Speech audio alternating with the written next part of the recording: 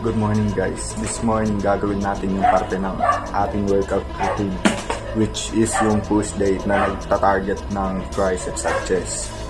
Ito na lang yung naisipan kong gawin para sa performance task kay Sir Erwin kasi ito lang naman yung ginagawa ko sa araw-araw kahit walang resulta.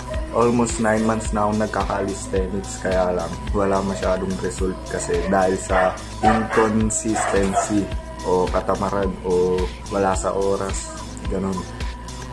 I mean, dapat din naman talaga minamadali yung resulta sa pag-workout kasi it takes time. Kailangan dyan ng consistency. Kaso ako tamad ako, kaya wala masyadong result. Tama ng daldal, gawin na natin to.